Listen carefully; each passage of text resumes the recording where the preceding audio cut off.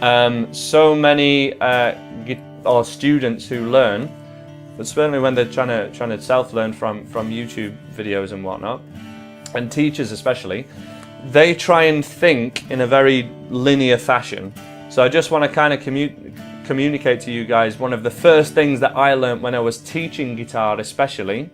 Learning guitar is not like assembling a playset. It's not a logical step-by-step process. It's not as logical as you may think. So if you're assembling a Lego set or a toy that you get for Christmas, you have to do step 1, step 2, step 3, step 4 to assemble it together. And you can't do step 4 before you've done step 2 and 3, for example. That is very different to how learning guitar works. That method can work.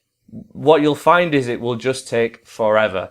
If you only master all the chords that you have on guitar before you take on any strumming pattern, learning all the chords and mastering them first will not help you play the strumming pattern.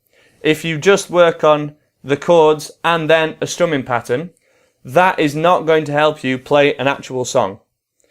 Because what a song requires you to do is play a few chords together with a strumming pattern and have solid changes and do them both at the same time.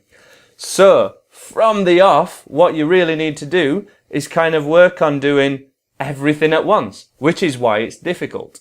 So the one thing that I've made very stripped down to the way that anyone else might teach guitar, or the way that anyone would learn guitar, is fewer chords. Only take on 2 chords to start off with. I recommend just E and A. And then be very careful when you add new chords to that. And when you do add new chords to that, be careful of what you expect from them. Because for one new chord, it's not learning one new chord that's hard.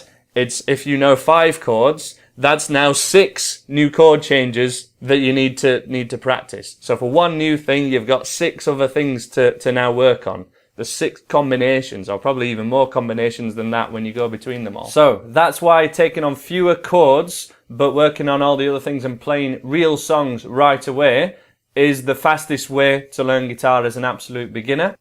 And also, that's why you shouldn't be too hard on yourself if you're taking on a lot of new things and not really mastering any of them. That's a good thing to a certain extent because you're working on a lot of different skills at once and you're not just working on one thing.